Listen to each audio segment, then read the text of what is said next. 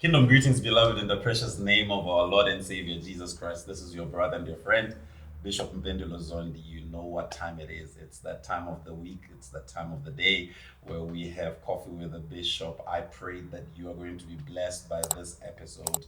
I have great men that have joined us today.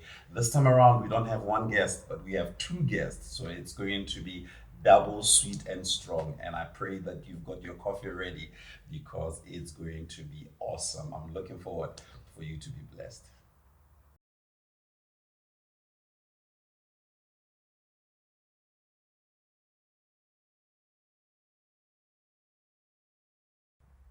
I told you it's the time, coffee with the bishop. I have exciting guests today. It's going to be totally different, and I believe that you are going to be inspired. I mean, the reason of this show is to inspire you to take inspiration from life journeys and experiences of others so that you can find out your niche, your call, so that you can impact the nations and the communities that you find yourself in. You are called to be great, and I believe that there's a great call of God upon your life. And I'm going to introduce, or I'll rather allow the guests to introduce themselves and let us know who they are, where they're from, what do they do, and why are they in this favorite spot, Coffee with the Bishop. Men of God, how are you doing? I'm blessed. First of all, it's a privilege for me to be here this morning and have this wonderful coffee Yeah. with you, Bishop. I think it's been a long time coming, Yes, and sir. I'm very grateful to be here. My name is Minister Donovan Minnie. I'm one of the founders of Men of War, an organization that deals with rehabilitation Mhm. of drug addicts as well as ex-convicts and reintegration into our communities. Awesome, Minister Donovan. For a moment, I thought you guys are bouncers, so you are definitely men of God. Yes, That's awesome. That's good. Minister Donovan, welcome and thank you for joining us. thank you, Who sir. are you with? Today I'm with one of the best products of our organization. I'm going to allow him to introduce himself. Yes, sir. Good morning, Bishop. Good Yes. morning, viewers. My name is Garreth Meyers, and I'm an ex-drug addict. Oh, wow. So I told you this is going to be an awesome one. So, well, at the same time, I feel very safe. On the other hand, I feel very scared. I'm not sure if I should tread very carefully. But I mean, these people that are here, I've got a long way of knowing them, and I know the work that they're doing. So it's gonna be an awesome one. You better be comfortable and ready. Make sure you sip your coffee because it's going to be awesome. Just before we start, men of God, both of you, the guy behind the camera always makes me make my guests to sort of have an inspiration why they should drink our coffee, right? Yes. So there's some questions that I'm going to ask. When was the last time you sang hymns at church? Uh, I think it was about 3 years ago. Imagine these guys are preachers and they are doing such a great move of God, but they sang songs about 3 years ago. Maybe let me just throw up a song and you will complete it for me if you remember for it. It's part of the chorus. It says, "Die liefde van Jesus is Wonderbaar. Allah Allah." Wonderbaar. Yes. Wonderbaar. You see, once they finish saying that and singing that, I should say to you, "Oh yeah, I'm telling you, you're going to have an awesome time in the presence of God." But for real, I'm inspired by the work that you guys do. Maybe let me start with Minister Donovan. How did you grow up? Where did you grow up? And how was it like growing up? I grew up in Eden Park. I come from a very poor background. My dad was an alcoholic. My mom was an alcoholic as well. We lived in a shack, so that was all I know. Like, there was one of the cycles that before addiction, I had a big cycle in my life, which Sure. was every Friday. My mom and my father would have be happy, drink together, and then at the evening when they're both drunk, my father beats my mother up, Sure. and then Sunday they make peace again. So I had to live with that cycle for all the years that my father was alive. I had to live with that cycle. My father beats my mom every Friday, and Sunday they make peace again, and then during the week they are this happy family. Sure. That's very, very hectic. What about you, man of God? How was sort of like you living up? What kind of conditions did you find yourself? I grew up in the same community as Donovan, Mm-hmm. and I grew up in a house where my mother and father were married. My father was a policeman and an alcoholic as well. Sure. So basically how I grew up, I never lacked nothing. But my father was always there financially, but he was never there as like a father. Whenever he comes home as the policeman. I never knew my father, I only know the policeman. Sure. And I was longing for having a father figure in my life, and I never found it because he passed away 2011. Wow. Wow. And I think basically from what you guys are describing for us, it definitely was not an easy setup that you grew up. How do you think, maybe once again to you, man of God, how do you think that environment really shaped your worldview as an individual, as a person? The mindset I got was the only way to love is to love like what I saw, how I grew up. I thought that being a gangster or being a drug addict is the way of life. Sure. I never knew something else because I was never told how to make decisions. But what I saw, I thought was the right way of loving. Sure, sure. And I think, Minister Donovan, man of God, I think for me, one of the things that I've always experienced, especially within the church, is the church people, including myself, Yes, sir. we are very quick to judge people and how they behave, but we never really take time in understanding the situations, the conditions that they find themselves with. We are sort of like disconnected from the realities of the world, but we are quick to to sort of point fingers, you know, and say this one is a drug addict, but we don't take time to understand what's behind the behavior of a person. How important do you think it is for us? Because I think we're living different lives, right? We are Yes. disconnected from reality. How important is it for the body of Christ, for church, to have compassion over people that are going through difficult times? I think it is very important because we came to church and we came to Christ because there was people that was willing to listen to us and not to speak to us. I think as a generation, we've always been searching for another voice. Sure. And maybe what we need is another ear. Yeah. The church has always been a voice to the community, Sure. but the church has never been an ear to the community. Sure. And maybe that is what the community needs, just an ear where they can listen to us, where there's an environment and a space where our people can come and speak, and our men of God and our leaders of the church can be able to listen to them. And only after they have listened in depth, then they can make and give advice and start walking a journey with that person. But we have to come to a place where we hear and listen to what they have to say. My goodness, I mean, this is so profound, and I was a little bit taken aback as you are talking, and I just found myself in deep thought because I think we have gotten used to having sort of like one-way communication where we Yes. are speaking, but we've never really listened Yes, to sir. people, and that sort of makes it impossible for us to understand, to relate, Yes. because we never listen, and the truth of the matter. Sure, that's very profound, and I pray that God will help us as a church to listen more than we speak. It's easy for us to quote scriptures, but it's very important for us to really be an ear to the communities, to the societies, not necessarily people that are in drugs, but I mean people that are going through various situations of our lives. And I believe that we will find a major revival in our communities when we start listening. Sure, this is very interesting. At what point, or what really motivated you, man of God, to say, I'm taking this path now. I'm probably going to explore being in drugs, since you said you were an ex-drug addict. What really, at what point did you realize that, maybe this is the path that I need to take? Because Bishop, why I started was I needed some place where I felt accepted. Yeah, And the only place I felt accepted was in the street. sure.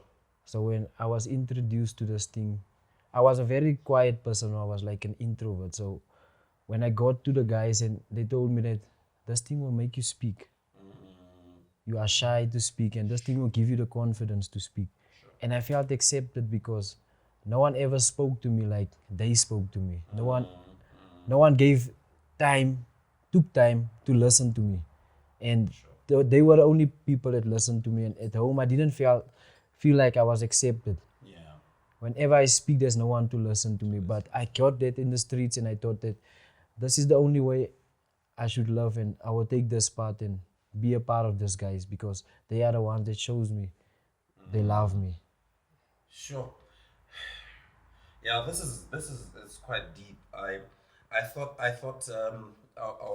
I'm usually very strong in dealing with conversations like this, but it really shows a serious disconnect that we have as a society, and not alone only Christians, man. What you just said really strike a huge chord, because how many of the kids that you find at home that are very quiet, that are not voicing themselves, Yes. that are not expressing their pain, and sometimes we've allowed them to be, instead of being so caring to understand why are they really quiet. And for me, it strikes a chord, because if you are not finding love and you're not accepted in your own family, in your own society, in your own community, even in the church, you will go outside and find what you are longing for, Seek validation. from other people. But I want to throw a curveball, Minister Donovan, because this says a lot, right? Yes, sir. About us, because it seems then, and I'm not saying this is a fact, but I mean, if we look at this, it basically suggests that the people that are in the world, the people that are in the dark space, they give the love that they need, because to them that's what they need. And we can call it peer pressure or anything, Yes. but at the end of the day, they accept you more than an ordinary community, They do. more than the church. You Yes, are being sir. loved by people who we will say are basically giving you peer pressure and getting you into problem. But truth of the matter is, they embrace you as a They person. do, sir. They master what we were supposed to master as a kingdom. Sure. Because you find that people will fight Saturday, and next week Saturday, when you go to that same place or spot where they are drinking, they'll be the loveliest people together. My goodness. My goodness. Wow, I think I hope that this conversation is really thought provoking for you that is watching, because some of these things we see them from afar, and because it doesn't really touch us, Yes. we become very insensitive to the space. And I hope that this is provoking how you respond to yourself, how you respond to other people, because it says a lot about how we handle people. Maybe I just want to fast track this for you, Minister Donovan. I know that now you are saved, you found yourself in the church, etc. And I will get to the space that you found yourself, and that's how I knew you. But how has your faith played a role to you taking a stance now to say, I want to be the change that I want to see? My faith has played a huge role, because I don't think I could have stood up to everything that I'm standing up now if I didn't have faith in God. Yeah. There are many moments that I get scared. There are sometimes I do things that is very risky. I go to territories that are very risky. I go to enemy territory, Yeah. which is very risky. And it's only the faith of God that keeps me going. It carries me to go through that. And there are certain situations, if you look at it with the eyes of man, it is impossible. Yeah. It's only the faith of God that makes me think that this situation will turn around, that God will turn the situation around. My faith has played a huge, huge role, not only in me going back and helping others, but in me becoming a better person, in me becoming a better father, because it's much more than just recovering from being an addict. I mean, I never had someone that played a role of a father in my life, Yeah. except when I met my spiritual father, which was Bishop Hyman, but my dad never played a role. Yeah. And now I have to father a child with the little resources that I have. Sure. Yeah, I wanna talk about your spiritual father and the impact that he has over your life. I'll get back to that because it's a very interesting journey.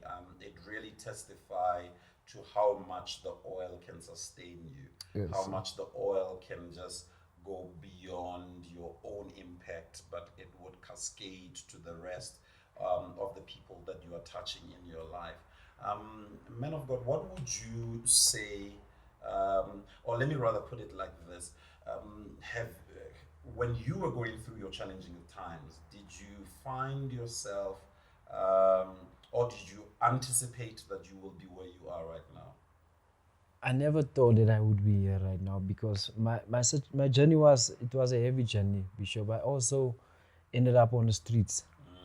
I was staying on the streets of Hillbrow, Sure, and I was eating out of dustbins and all those things, and I thought that I was gonna die in my situation. sure. I never thought that I would come out. But we thank God there you are, and I mean I'm sure everybody that is watching here, that we are sitting with the most flyest guys that we can find. I mean, I thought I was fly, but today I am eating a humble pie. But we thank God. I mean, that is such a great testimony, and I mean we thank God for that. And the only thing that I could just express is that God would continue just to sustain and carry you through and become an impact to our generation because that's what we need. Minister Donovan, Yes, sir. I believe that we are in the brink of revival. Yes, sir. And the revival that we are experiencing or we are expecting is not like an ordinary revival that we've had.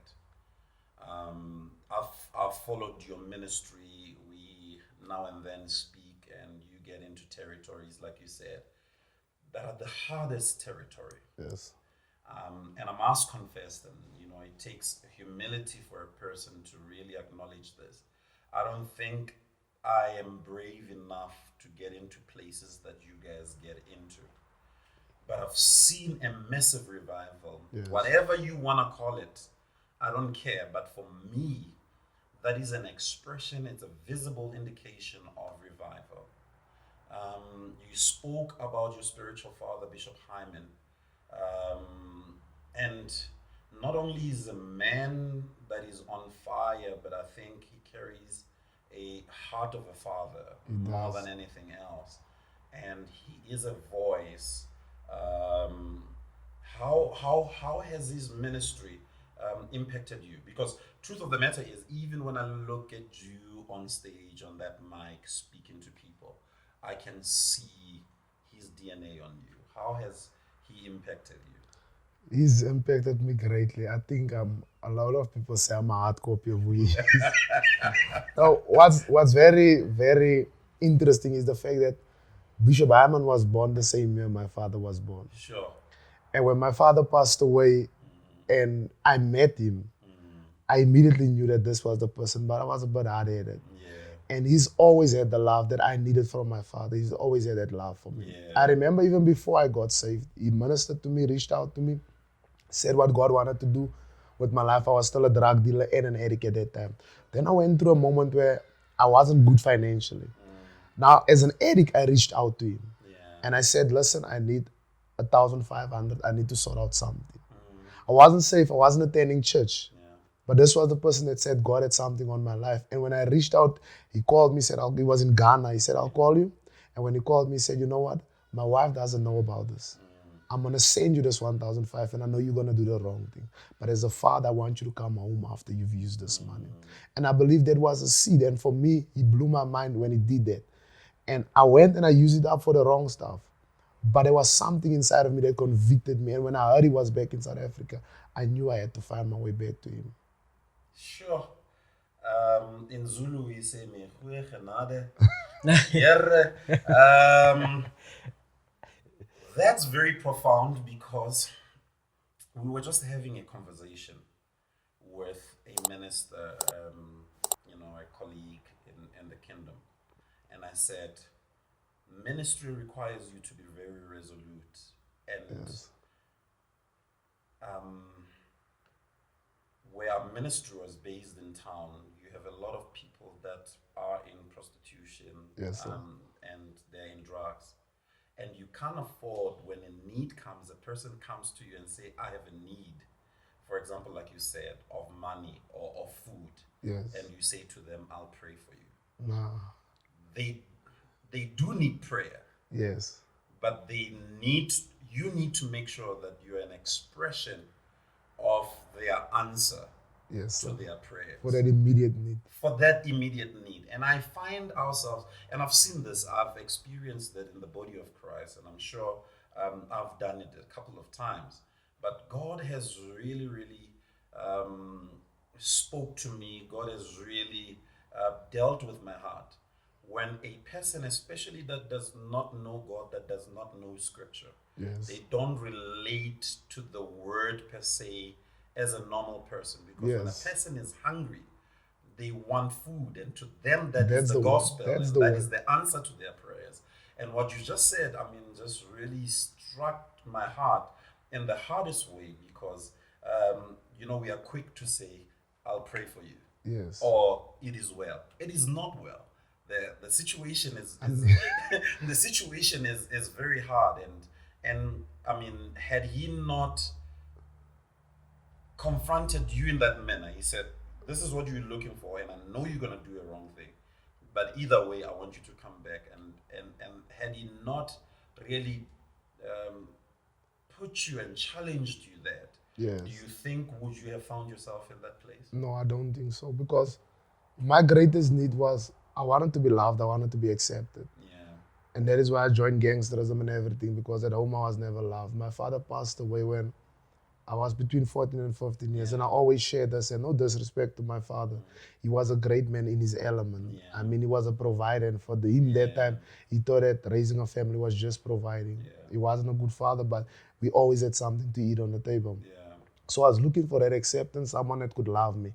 And when he said to me, come back home, and when he said to me, there's a place for me to come, I knew that this person loved me. When my dad passed away between 14 and 15, Bishop, my father never gave me a hug. In all the years I knew my father, I lived with him in the same Zozo. He never gave me a hug. Sure. Wow. Men of God, they always say that men don't need to be loved. We need to be hardcore, right? Yeah. We don't cry. We don't express emotions.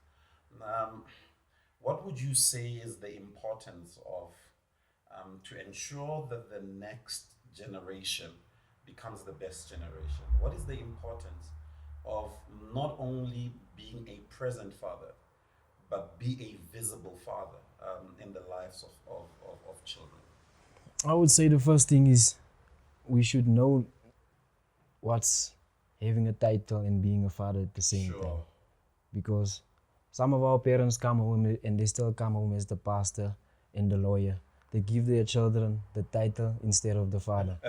And what we need is the father at that moment. And now you forget, you're so into your title that you give me your title and you don't even realize that I need a father. My father never told me how to make choices. He never told me how to speak to a woman. I had to learn those stuff in the streets. Sure. And that is the most important thing. That is the most important thing. Sure. I wish I made my coffee very strong, because this is a very strong conversation.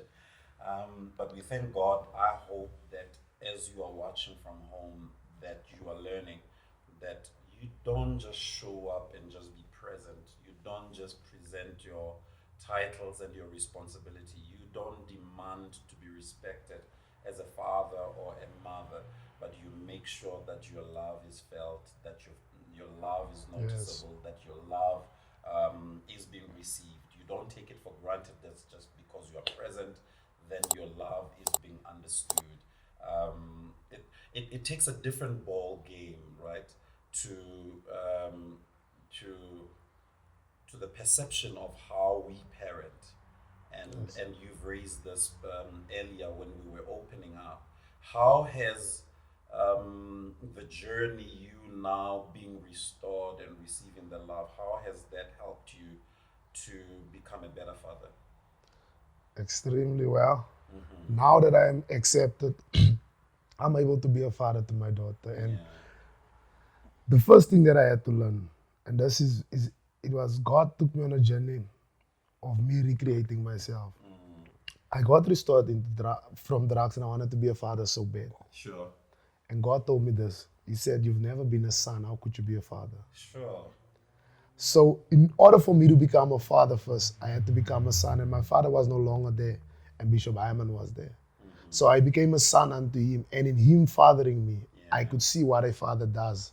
I could see when a father listens. I could see how a father responds. So in me watching him, I got a picture on how to father my daughter. And I also got a picture to how a son should be and how a daughter should be while I'm in my journey of becoming a son to my father. And in that moment, I'm able to father my daughter. Every now and then, I have to check myself, am I the right son in order to have the right daughter? So I always have to check myself to be a better son to my father. And in that same essence, be a better father to my daughter. And he has played a huge role, not only in my spiritual life, but in me conducting my family life, conducting how I raise my daughter. And also, which is the most common thing now with us young ministers, is that we don't manage money well. And he's always been that advice to me to help me in that area as well. Sure.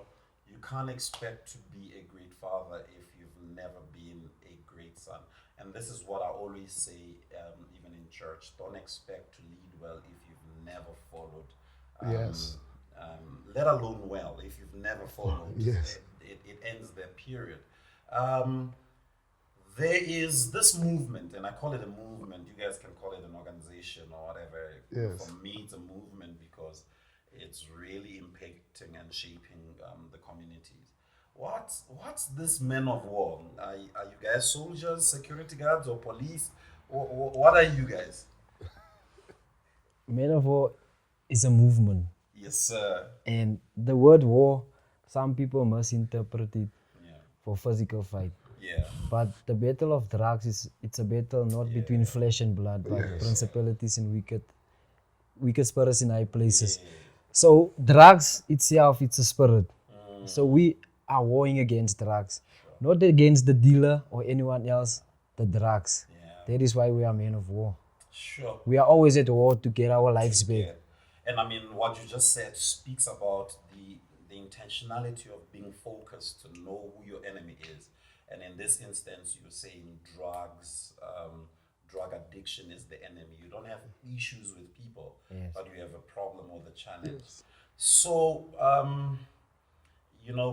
we've had conversations about where you are believing God is moving you, and where you are seeing yourself. Where do you see the impact of the organization in the next year, the next 5 years? In the next year, I believe that we're still going to establish 10 more support groups all over South Africa. We're planning on going to the US with our father in the next 2 months. October month, we'll be going to Namibia. But in the next 5 years, I believe Men of War will be known globally. God gave me one vision, and I shared it with the guys. He hasn't given me a time or date, but he showed me that we will get at F&B Stadium. And that stadium will be filled with 90,000 ex-drug addicts, ex-prostitutes, ex-gang members, and ex-convicts that comes from prison. And in one sound, we will scream hallelujah. And that will anchor in the great revival that will come into South Africa. But we are building, right now what we are doing is we are just building up that process. We are just getting territory. And that is why we have the name Men of War. We have to strategically move and get territory in certain places that when we come and we infiltrate with the great sound, that we will make sure that families' lives will be changed. Because when you change a drug addict, especially a man, you don't just change him, but you change a generation. You change a family. A daughter gets a father back, a son gets a father back, and especially with a mom as well. Children need their parents out there. So when you touch that life, you're touching the family's lives and you are touching generations' lives. Sure. This is very profound. I know for a fact that they are not just preaching the gospel. There is results after that. There is work beyond there. You guys are actively involved beyond the altar call. Yes, sir. And it takes a lot of faith and trust and believe in God for the provision of what you guys have. I don't feel like you have been compelled, but you're doing such a significant work. Can you just, guys, tell us, what do you do about the recovery process after that? We have a center that we run. It's a 6 months program. So once people come into the center, we have a 6 months program where we deal with them, where we don't just deal with the addiction, but we deal with the root of the addiction. Yeah. Why do you smoke? Yeah. Because when you find out you're white and you don't have to smoke anymore. So we have that 6 months program where the family is also on a journey, because the family has gotten so used to you as an addict that they don't even know how to treat you when you are clean. Yeah. So now we also have to let them know that they walk this journey with you and the whole family gets restored, your environment. We mainly deal in our counseling sessions with the environment that you grew up in. Who was in the house? My father, my uncle, my mom was there. I had 2 sisters. Were you the middle child? We deal with the love that they got from the parents. We also deal with the fact that how did you deal with the fact when a new baby came into the house and you were no longer the center of the attention? Could you handle that? And mostly we find out that that is where the root of most of our issues started, when there came a new boy into the family or a new son into a new girl, and we were no longer the center of attention, where mom wasn't there, my father wasn't there. And most of our addicts, we have over 40% of our male addicts has been molested Sure. by their families in environments where they were supposed to be safe. And you can deal the whole 12 years with someone that is smoking and he doesn't want to tell you. And when you sit with him and God grants us the grace to deal with him in a depth, and you find out that this person was molested. And once they make peace with that fact and start a journey of forgiving that person, you find out that they can freely speak about it, express what happened to them, and forgive that person. Sure. So that is more than just preaching the gospel More to than them, just but preaching the sitting with them. Sure, that is very profound. I want you to make sure that you warm your coffee and ensure. I mean, this is a very power-loaded conversation, and I hope that you're really taking wisdom nuggets and it's changing your lives. Maybe you have somebody that's find themselves in a similar situation, or it's a different situation. Principles that are being applied can be transferred in a different situation. Let's take a break, and we'll come back and pray that God will continue to bless you. Love you. We are back. I hope your coffee has been warmed up and it is sweet and strong. Once again, we have great guests and we've been having such an awesome conversation. I think it is just a knock on reality to say there is so much that we have to do in our communities to make sure that we pay attention to those that we are living in, so that they don't have to second guess the love that we have for them. And we were talking to great men of God that God is using in this time just to impact societies, and we were speaking about the assignment that they have as a group called, well, it's not a group, a movement that's called Men of War. I said to you, some of the work that they do is in the pulpit, but obviously beyond the pulpit, there is some additional work that has been done. And Minister Donovan has explained to you what they need, what they do. They do a lot of counseling. There is a rehabilitation home where these people are being housed for a certain period of time to make sure that their recovery process is great. And I think because we've dealt more about what you guys do. Yes. You know. Maybe as a visionary, can you tell us what's the vision? What prompted you to start this? What are you trying to achieve? Where do you see yourself? Firstly, when I was in addiction and in active gangsterism, there was a certain help that I wanted. And unfortunately, no one wanted to give me the specific help. Sure. So I told myself that when I get out of this, I'm going to be the help that I once needed. And as the founder and the co-founder, Minister Alvino, when we started the vision, God showed us to be the help that we once needed. The same man that I needed, I was now supposed to be that hand. Sure. And so we want to go back to the darkest places, the most forgotten places of all in our communities, and try to reach those people. Sure. Because we believe that if we can empower them, if we can get them back, then we will have safer communities. Yes. Once you have safer communities, you will have safer infrastructure. You will have a better future that stands before us. So it is important for us to go back. I've learned one thing, that sight and vision is two different things. So when God gave me this vision, my eyes was closed. And sometimes the thing that hinders us is when we see with our own eyes. Yeah. Sure. That's very profound. I'm telling you, we have great preaching wisdom. Make sure that you take notes. Sight and vision, totally different things. And sometimes God will give you a vision when your eyes are closed. Pay attention when your eyes are closed. What is involved? Um, you know, like I said, I know that there's this extensive work, but for the person that really does not know what you guys do, what's really involved in the process? What do you guys really do? The main thing is to show to show the addict that you care and that you can relate to their pain and to make them realize that nobody's perfect. Yeah. Even though I'm still clean, I always tell them that I make mistakes. I always get thoughts of going back or giving up, but the main thing is what I realized that the day I wanted help, or the only thing I wanted was to be clean and it was to have a relationship with God. So no matter how hard it gets, as long as I keep God in my recovery, I can still go on. Amen. Sure, that's very profound. That's very awesome. I know this came as an act of God's provision and there's some sort of a miracle. Yes. When you guys had an opportunity to secure a place where you gather all these people to come in. Can you tell us more about that? Yes, you remember I sent you the pictures. And I told you Bishop pray with us. And I sent it to Bishop Hyman as well. So the people wanted 6 million for the place. And we didn't have a cent. And then we drew up a contract where we said we're gonna hire the place. And when we got together with the people, they also drew up a contract on their own. And when we put our contract together with their contract was better than ours.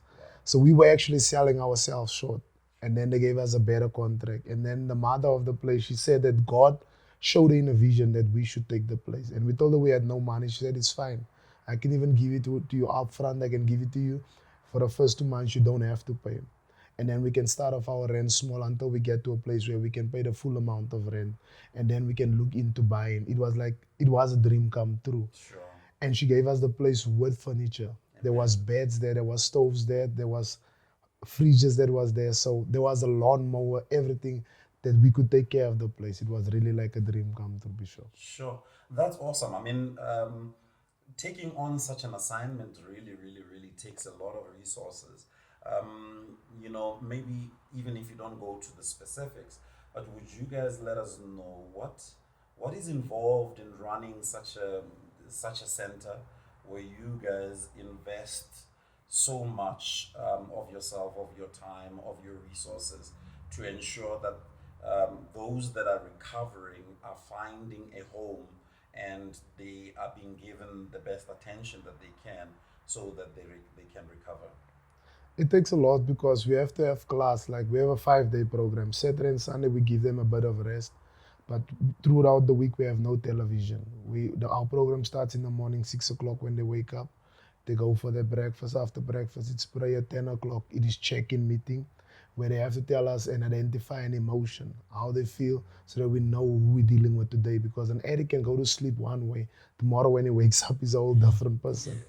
And obviously they are withdrawing, and now they are beginning to experience certain emotions. They miss their family, they miss their children, and then we have counseling sessions for that. And then we also have a program where you write your goodbye letter, where we ask you to express an emotional letter to your drug of choice, where you express to your drug of choice how do you feel, how you met this drug, and how was it for the first couple of years, what this drug has done to you, how much this drug has caused you to lose. And we want you to write a 10 papers where you tell this drug how you feel, and that is your goodbye letter, where you read this paper, where we have a ceremony as of deliverance, where you burn this paper, you make a declaration, and then we pray with you. There's a lot of work that goes into this is praying, because we want you to get delivered, not only just get free from drugs, but you have to get delivered from the spirit of drugs. So that is our starting off progress.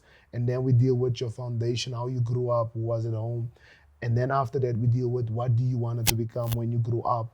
What was your choices? How many choices you have messed up? Because some of us, we are found in this addiction because of guilt. We had opportunities and we messed up, and now we are afraid to admit how we've messed up. So we deal with all of that. So it is a lot, because you have to do classes every single day. Then you have to have one-on-one sessions, because some people can't project in a room full of people. Then they have to speak about their feelings one-on-one. And then you also have to have the session with the family, where you have to let the family know how the client is doing, because sometimes the client exposes stuff the family has done. And the family then gets into a place where they feel like, why is he blaming us? And then you also have to counsel the family so that they can understand where the client comes from. So it's a whole integration program, but we do the family before the visitation. We have a session with the family.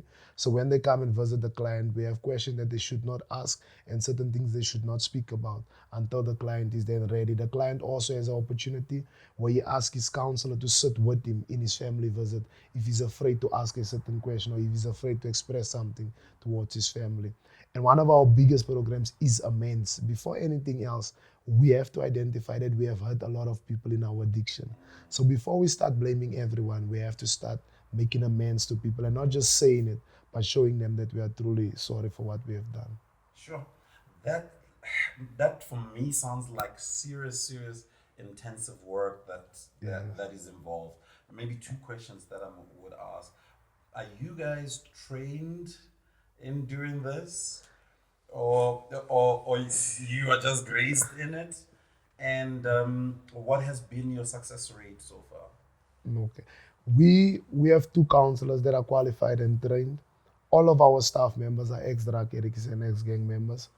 With our center and the funds that we have got in, we have then been able to send the people that were not qualified to finish their courses. Some of them are halfway because we believe in not only the theory side, but we want people to speak from a place of experience, not just knowledge. So we want everyone that is on site to at least have a background of drugs. So we have two qualified counselors, one person that is qualified medically, but the other four people right now that are studying, they are sent through by the organization Men of War. Yeah. So we have a little bit of qualification, but we are really graced with it mostly. Yeah.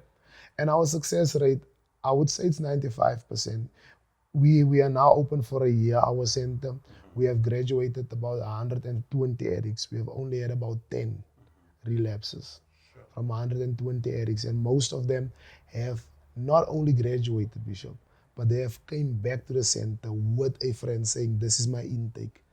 I'm bringing him to the center because he decided. I spoke to his family. I did the same steps you all did with me, and he agreed. And this is me bringing him in now.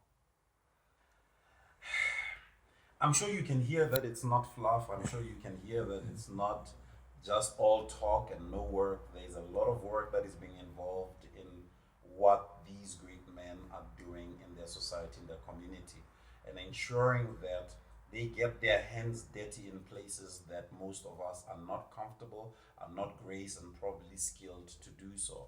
And as I always do in every episode, is to challenge you.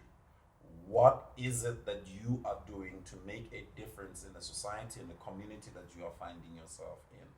And I mean, truth of the matter is, if you're not capacitated, if you're not graced, if you're not skilled, and you don't have the ability to make the same impact that these people are making, there's definitely a need for you to partner with them to ensure that the work continues. This is serious work, and it's some of this work that they're saying, in fact, all of it, it's not something that we can leave to chance. It's not something that we can lead to sustain by itself.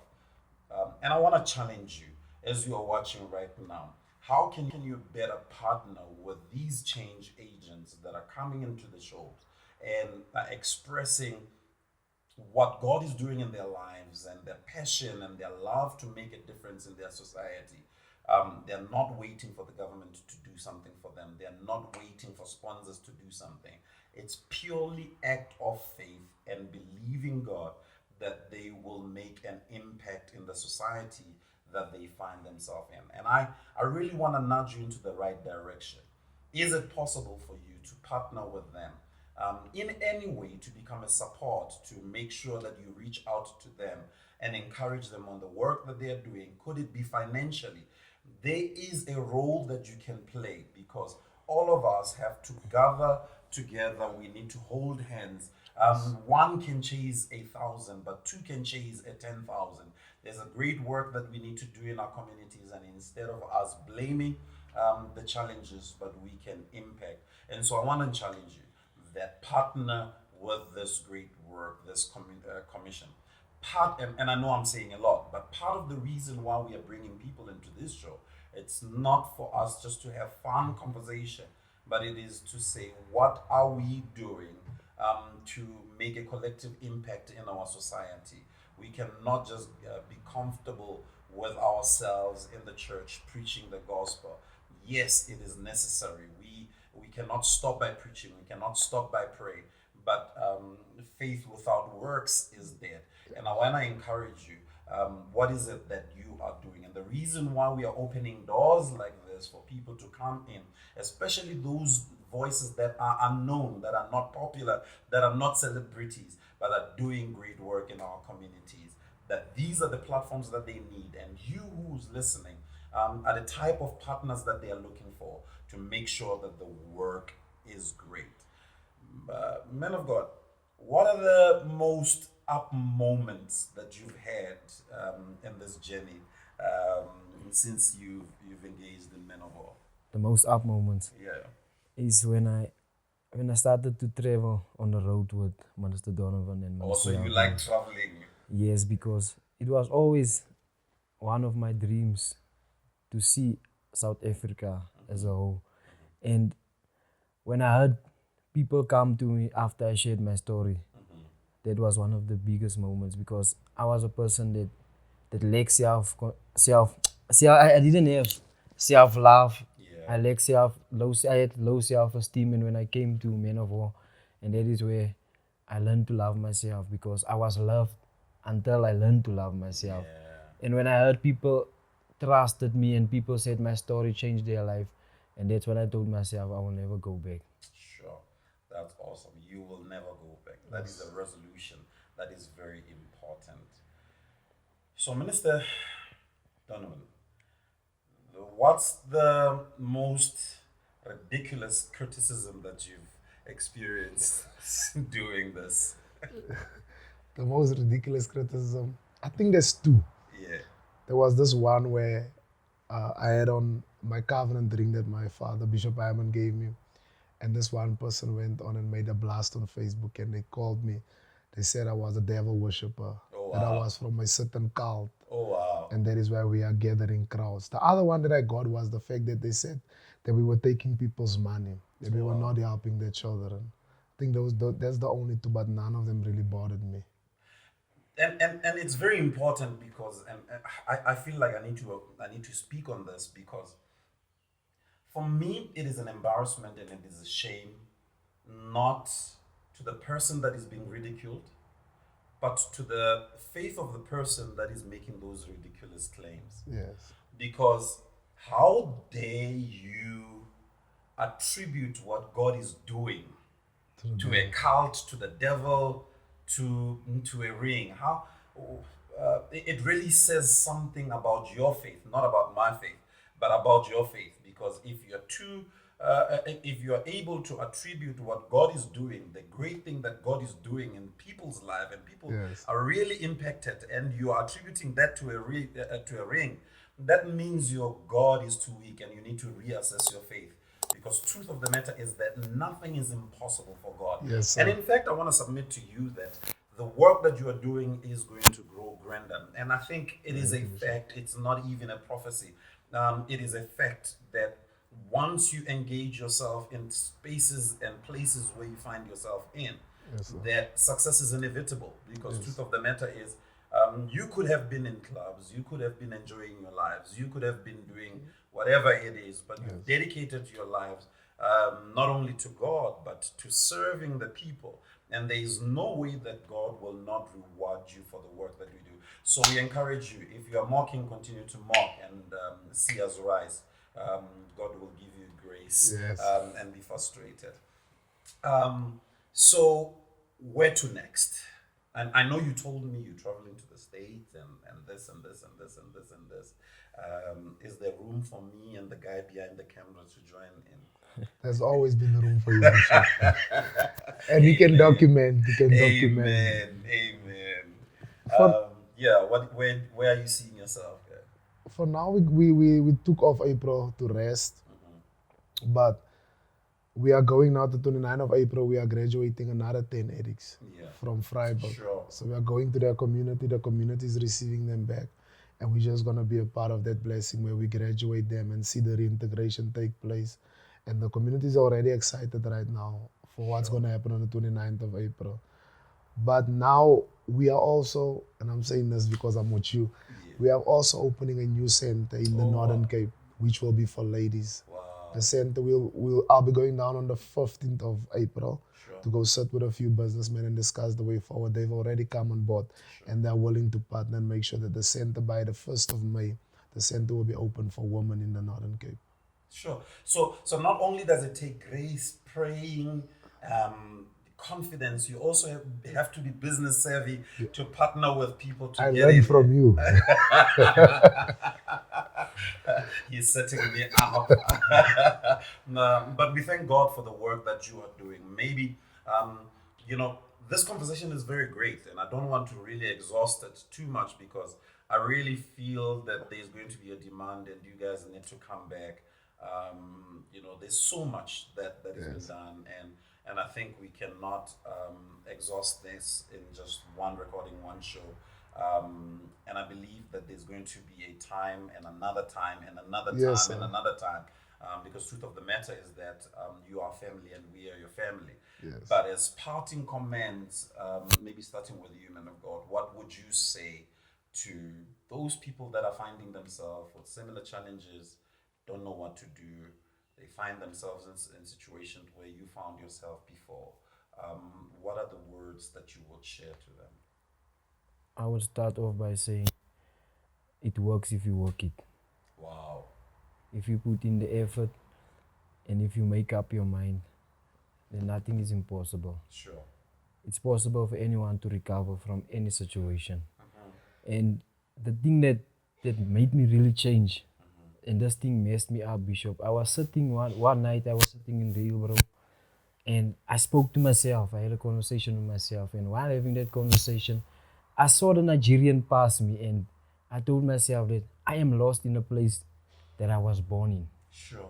I don't have a place to sleep right now, and the Nigerian is going to his flats. Sure. So who's the foreigner? Sure. And that made me really change my life, and I'm still sticking on that it's impossible for anyone to recover. You don't need a rehab. Yeah. You can only make up your mind.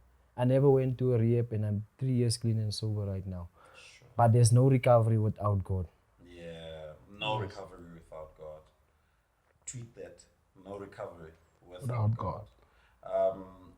Just before we move to Minister Donovan, maybe as closing comments, I think what you're saying is very important. That if you are not resolute and if you are not engaging yourself honestly to say, I'm tired of being tired, there is no way, no matter how much people help you, if you don't want to get out of the situation, if you don't want to recover, you will not be able to recover. Sure, that's powerful. And to you, man of God.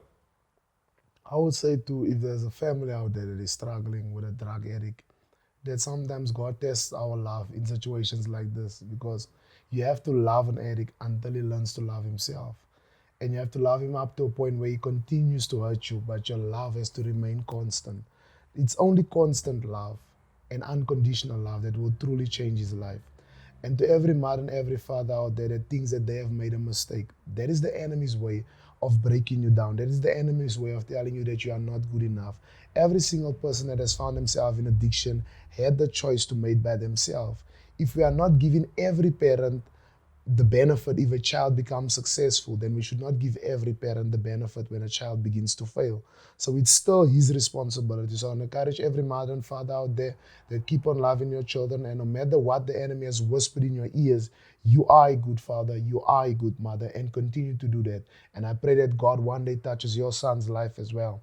There's a comment that someone once said, and it hurts to say this. He said that every single drug addict will one day stop smoking. The question is, will you still be breathing the day you stop smoking? And that is a choice that every addict should make today, because all of us will stop smoking. And if you see in our lives and if you see in my life, it is possible for you to make that same change. It is possible for you to come to a place of recovery, not just sobriety, but recovery, meaning that I take back everything that the enemy has stolen from myself and my family. God bless you. That is the preacher that is closing. My goodness.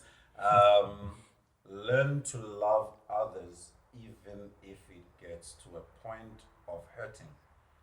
Love them until they learn to love themselves. that is a great takeaway.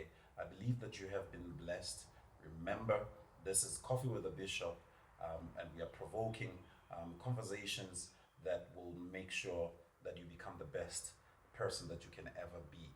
I want to appreciate the guests that have come, and I know that they'll be joining us in the next episode. Remember, we love you, and there's nothing you can do about it. God bless you.